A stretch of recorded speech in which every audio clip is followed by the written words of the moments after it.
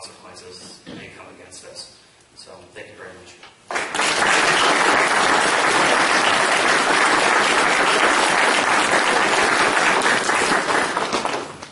Al, who?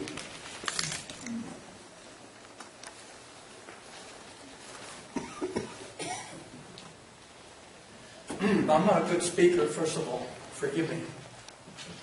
And it's bringing back emotions, even though it's been a long time. My folks moved up here in 1970. My dad was in the Battle of the Bulge. He moved up here and told me this is God's country. You got to move up. So in 1988, I moved up. 1990, he was killed by an illegal Mexican. So I have problems with that. When I moved up here, I had a CCW permit, which LA County would not recognize. They would take my weapon away. Things I did might have changed, but at that time they would take my weapon away, and then I'd have to fight to get it back. I've seen a lot of changes since I moved up here. This is still God's country. But our government's trying to keep me off my land by blocking the roads. Can't cut timber. I built a house and I cut down 50 trees so I could see the mountains behind me because there's too many trees. I got a tax bill from the state of California. We need to have our own state. We voted for these gentlemen here to represent us. And I don't think you should let the people vote on this. I think you should make the decision, you who what we voted for. And then if you decide to vote for Jefferson, then you let the populace know this is what we decided to do and this is why. Because people like me who grew up not really investigating on who I was voting for. Just that I thought he was a good man. And he's not going to try to destroy the state. Well, things have changed. But I think if you let this out for the people to vote, decide on what you guys want to do, you're going to have a lot of negative stuff out there. And everybody's going to think negative. I'm tired of thinking negative. Thank you very much. Is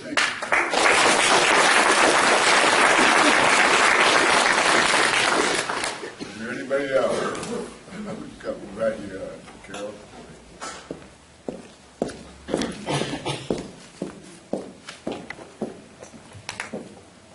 I'm a little closer to the mic. I'm not quite so tall. Hope all of you can hear me.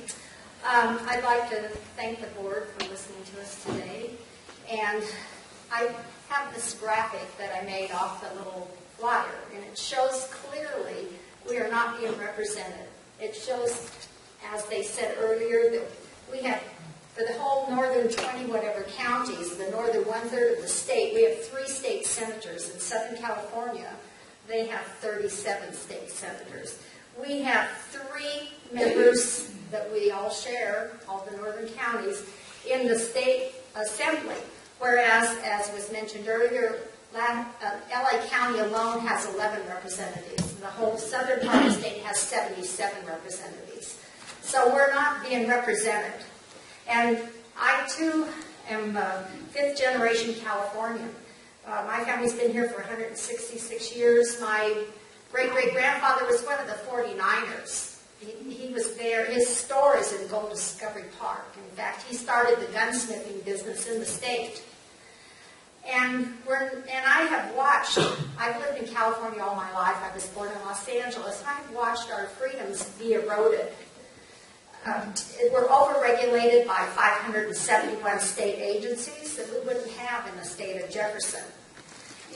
Even private schools have to take out little merry-go-rounds because a child might get hurt. Now, how many of you played on a merry-go-round? Those little ones that you pushed and ran and jumped off, and I never knew that it was killed all the time. And you can't protect everybody from everything. And in Sacramento, they pass laws that would never work in Northern California.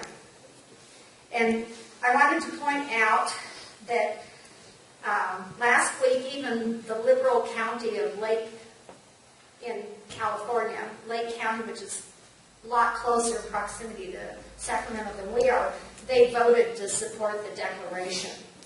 And you are our elected representatives, and I urge you to vote in support of the declaration.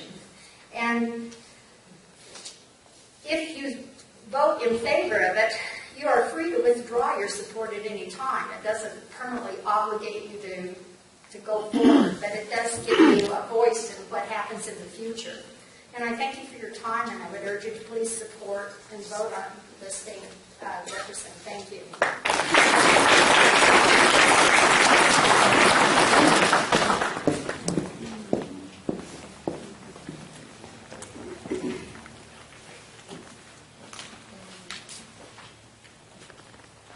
Bill Feithausen, Susanville, California. I'm neither an advocate or a detractor for the state of Jefferson, but I do have a question, something that's been troubling me for quite a while. All the northern counties seem to have two things in common. Very few people live up here, and there is not a lot of industry. There's not a lot of money up here either. So how is the state of Jefferson going to provide the services, the roads, the infrastructure, with what I would assume would be a very small tax base? Thank you very much. Anybody else wish to speak?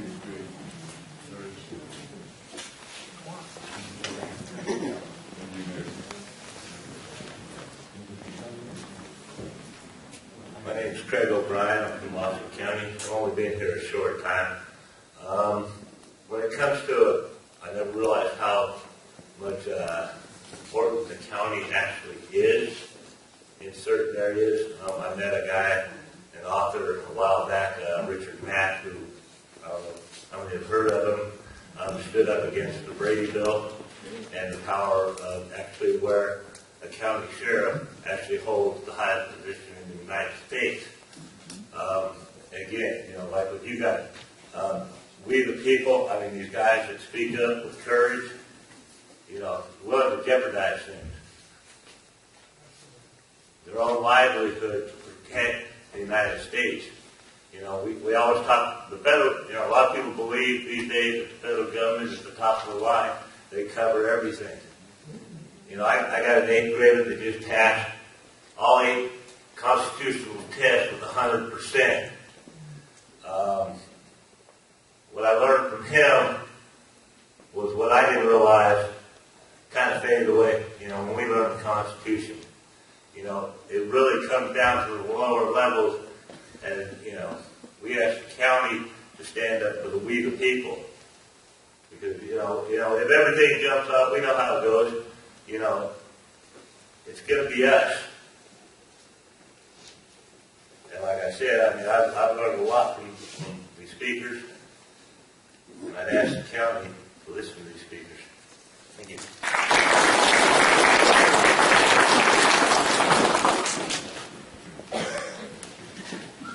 Thank you very much for the opportunity to allow me to speak. My name is Tom Pease. Appreciate your tolerance. It's been a long meeting. I am from the county of Siskiyou. Not very, very similar to the economic situation in Susanville and Lassen County. One thing we're forgetting, first of all, we're losing a generation. And that generation is not my children. It started with my children, but it's with my grandchildren. We have nothing to hold our children, our grandchildren, or our children here. We've already lost. I have 1 child out of 3 that's still in the state of California. The rest of them are gone. But that not being the point, the grandkids don't have anything to do. You want to know what kind of jobs we have? We are sparse. We're sparsely populated. We're less populated now than we were I graduated high school in 1964. Weed was a booming town, as was Susanville. We need to take prudent care of our natural resources. They need to be harvested. We lost 250,000 acres in Siskiyou County to fire. It was unmanaged national forest. These things can all be changed. They can be done. There's a group of children out there, especially the kids that are in their early 20s. We see them walking up down the street with nothing to do. It's great to get a college education. It's great to have all the opportunity in the world. However, if you love it and you want to stay here and you want to hunt and you want to fish, I've been a general laborer all my life. I never was a banker. I never was anything other than a construction worker. And these kind of jobs, we have the people to fulfill these jobs, and we just need to get back to that. We need to start using our natural resources responsibly. And as far as the ability to finance the state, I would suggest anybody that's interested, it's soj51.net, and I believe the supervisors have that information. There's a breakdown of what the finances would look like the first day we become the state of Jefferson. Thank you very much for your time.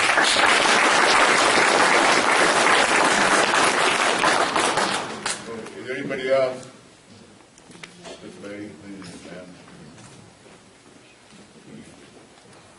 My name is Eileen Richard, and in answer to the question is how the state of Jefferson will be financed, the money that is going now to pay for the rapid transit could stay in Jefferson County and finance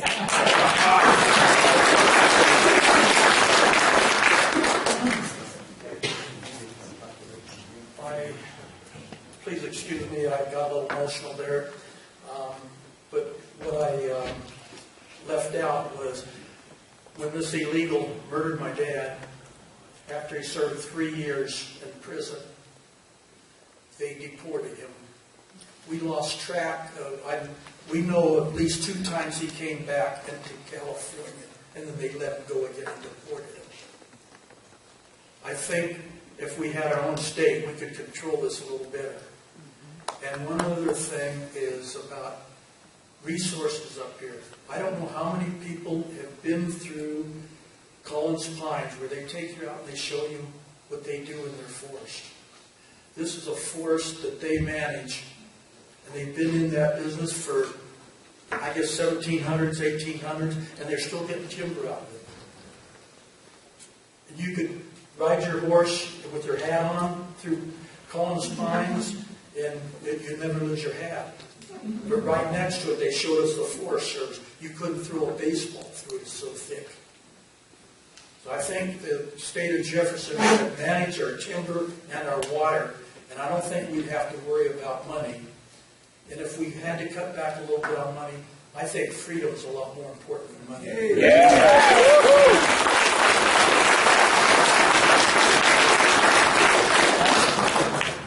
Anybody else? Okay. Next, staff have any comments? No staff comments. Okay. Well, wait.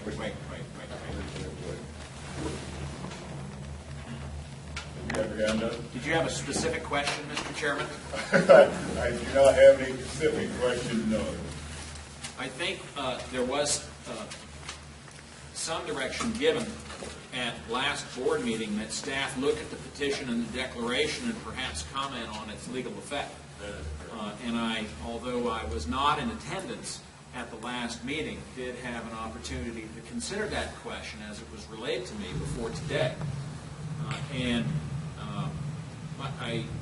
I did form an opinion, and that is essentially that adoption of the petition and declaration is essentially a political question, in my view, rather than a legal one.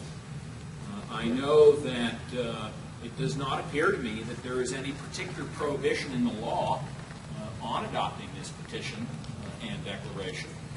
Likewise, adoption of the petition or the declaration does not invoke any particular statutory process towards separation from California. It's essentially a statement. I'm aware of the claim by the proponents of the state of Jefferson that there is essentially no legal effect on adoption of the petition and declaration. I haven't totally committed myself to a position on that. I'm a little reluctant to accept that it has no legal effect altogether. I suppose if that were true, I'm a little dubious about the advisability of recommending that you engage in an act that has no effect. Others, of course, would say we do it every week. My more considered belief is that the petition and the declaration really serves two purposes, in my view. One is to develop momentum within the cause, if you will, and for those that aren't touched by it yet. That's a political issue, not something for me. The second is to, as I understand it, provide standing. And I think this is no secret. I think the advocates for the state of Jefferson will indicate that it's precisely what they're hoping for by adoption of the petition and declaration, is to help them in their goal to provide standing. Now, standing, as it's used in that context, has a particular legal meaning. We know that in order to advance a federal lawsuit, the plaintiff must have standing. Taxpayers, interestingly, don't have standing in and of themselves, just by the sole fact of being a taxpayer. That's not my rule. That's federal constitutional precedent. Nevertheless, I think the argument is being made that adoption of the petition and declaration would help further, and I can see Mr. Barry sitting there nodding up and down, so I'm thinking I'm going down the right road, that adoption of the petition and declaration would help provide standing for some future action by the proponents of the state of Jefferson.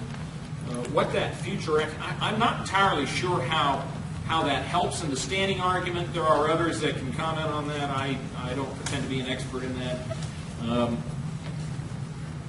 Suffice to say, my question is along the lines of what that further action might be. I've read the materials that have been presented.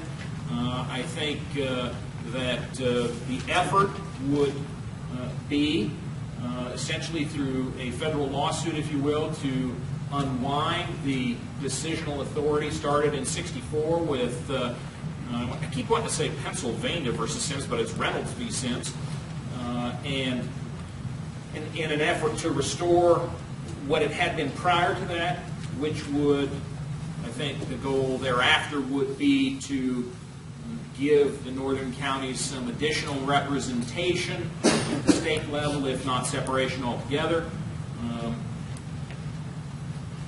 So that's my guess in terms of what the effect would be.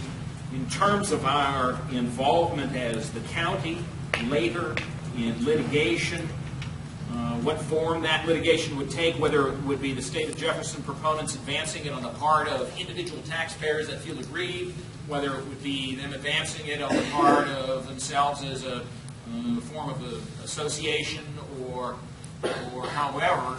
It's hard for me to predict how the county of Lassen would become embroiled in that. I don't know if embroiled is the right word, but drawn into that. And so it's hard for me to speculate on how that might affect us. I do think that, again, the question of whether or not the board adopts the petition and declaration, generally speaking, is a political one and not necessarily a legal one. I will tell you that what's a lawyer if he doesn't provide alternatives to his client? There is a government code provision, I believe it's 25003, that permits this body to, regardless of a petition and or declaration, permits this body to lobby its state legislature and or the federal Congress to act for the benefit of Lassen County, or to lobby against conducting or doing things that serve at the detriment of Lassen County and its its body. And so that statutory authority already exists. I believe it's Government Code Section 25003, Mr. Chairman. And so, if I'm wrong on the number, I apologize. I looked at it this morning kind of on the fly. But plainly, the concept is that this body already has the authority, whether you adopt a petition and declaration or not, to essentially lobby the state legislature, to lobby the federal Congress to do precisely what's being asked of you here today. And so that's an alternative, and I offer it for that purpose only. And so, there is another option, and I know this has been discussed. This has actually been carried out in other jurisdictions, and that is the concept of an advisory vote. We know that Tehama County did that in 2014. If this board chose to, it could conduct an advisory vote. We know that 2015 is an off general election year. The next general election, as I understand, will be the primary in June 2016. That's quite a ways out. I understand that there are some time frames that the proponents are contemplating. I don't think the concept of putting this before the voters in the primary of June of 2016 fits in that. I understand that. The only way to then accommodate the time frame being discussed by the proponents is to call a special election on that issue. There are only certain enumerated dates established in off-election years that elections may be called. And I think that we have one in May. It's too late for that one based on statutory guidelines. There's one, I believe, in November, if I'm not mistaken, for mail ballot only elections. We did discuss this. I did have a brief conversation with the county clerk about the prospect of calling an election, an advisory election. One, we know advisory, of course, is non-binding. But to help you get a sense of your constituents, if there's a sentiment out there that is not reflected here today, I don't know, but that the estimated cost of conducting such a special election, somewhere in the neighborhood of $60,000. And so you need to know that. So that's another alternative. I feel like I have an obligation to tell you about alternatives. Of course, the last catch-all alternative is provide direction to staff. And I'm happy to respond to any questions. Along those lines of an advisory vote, Yes. could we pass this today pending the advisory vote in 20? Could we adopt this pending the advisory vote in a 2016 general election as to not, so the county doesn't incur any costs on this? I think it's fair to say, and I don't know that anybody here is going to disagree with me on this proposition, that it is significantly cheaper from the government's perspective, with your folks' tax money, to conduct an election at the time that there's a whole series of other election issues going on, namely either a primary or a general election, than it is to call a special. The special, we believe, based on the clerk's comments, the clerk recorder's comments, was about $60,000. I think if it goes at a primary or a general, I think we're looking at about 12 or 15 grand. Yeah. So if you join with others, obviously there's an economy of scale, and so. But in specific response to your question, I hadn't considered it. I don't know that I have an opinion on it just yet. I suppose that's one. I'm quick to reach an off-the-cuff conclusion, Mr. Supervisor. I'd want to consider that a little more. Sir.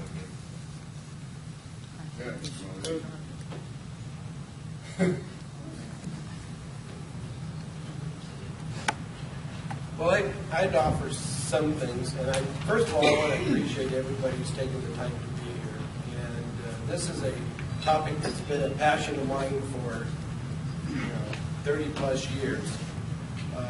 Was actively involved in the Statham effort back in 91, 92. In fact, it was the board's unwillingness to accommodate the state of California at the time when Pete Wilson and Willie Brown teamed up to steal all the property tax monies to fund their school bill. And that caused a backlash from not just our county, but all the counties and in the North State, and it led to the vote. So we've already had an election, not so much on the questions that we've been addressing in more detail today over the last few weeks, but in a general sense, it parallels the effort. And Lassen County was the only county of the 31 counties that actually put 3 questions on the ballot. Not only the 51st state question that was coordinated by Assemblyman Statham amongst all the counties. It was a common language, and we used the power of the ballot box as a county, since we conduct the elections, to conduct a referendum on the state. And Statham was buddies with Willie Brown, and so through that connection, he got Willie Brown to convince the San Francisco board to put that same question on their ballot in San Francisco. And believe it or not, 45% of the people living in San Francisco didn't like the idea of being part of California, or even probably being a part of San Francisco. So to think that we have an exclusive market up here in terms of hate and discontent toward the state of California, I hate to burst everybody's bubbles, but I think that hate and discontent and contempt that exists there exists throughout the state. I mean, the history books are full. I mean, we have more than 220 efforts in the last 165 years in the history of the state of California in which the discontent that you folks have today has been expressed and pursued by a wide variety of movements and efforts, and it led to the ballot box. So I think we have to understand and appreciate that what we're talking about today is not unique and unusual. And some people would say it's probably getting tiresome. And the interesting thing is, in this particular book, those who are interested in reading about history, talks about that same anti-government sentiment throughout the whole country. They even have a map on the cover that shows where everybody in the brethren, and Jefferson is identified as the top part of California. Back in 1978 to about 1982, Barry Keene, who was a senator over on the California coast, he proposed Alta, California. We had a supervisor in Riverside County here, Jeff Stone, about 4 or 5 years ago. He had a unique perspective of dividing California kind of up and down, so you have west and east. But the reality is, and I think the history will clearly demonstrate, that the Article 4, Section 3 proposal that is being put forth by this declaration is DOA. It's dead on arrival. It has no chance of ever being considered favorably by either the U.S. Congress or by the California State Legislature. Now, we all like to think that it can be, and I actually believe that concept back when we pursued the Statham effort. But to give you a reality check, Dianne Feinstein is one of our 2 senators here in California in the U.S. Senate, which would be one of the 2 bodies back east that would have a vote on it. And when she ran for senator in the spring of 1992 for the short term to replace the seat vacated by Pete Wilson when he defeated her to be governor in the 1990 election, and she came to Susanville, and the Board of Supervisors was in session, and even though she was a former San Francisco supervisor, she bypassed having anything to do with the board because of our active involvement with the Statham question, the 51st state. But she had a little town hall meeting and a little campaign gathering and so forth over at the Senior Center. Edna Wasson opened up the door and they filled it up with a bunch of folks. And my wife attended, and she, of course, very enthusiastic in terms of supporting me and supporting the idea of dividing the state, went to that meeting and participated. And when she got a chance, she asked Senator Feinstein, what she thought about this great and exciting idea. Well, Senator Feinstein chewed her up, spit her out, threw her on the floor, and basically told her that she didn't want to be senator of some of California, she wanted to be senator of all of California. And that's the mentality, the reality of what we're facing. And, we say, oh, yeah, the senators in the other states can override, Feinstein and Boxer. But, you look at the history of the United States, and senatorial courtesy is far more. It's not written in the Constitution, has nothing to do with it, but it's a personal privilege that exists amongst those folks that sit in that august body and decide what's best for all of us. And the bottom line rule is, You know, you don't mess in my backyard and I won't mess in your backyard. Even the President of the United States, doesn't matter if it's the same party of the senators from a particular state, basically doesn't make judicial appointments or any other appointments that affect that state without clearing it with those senators first. So yeah, right, the Republicans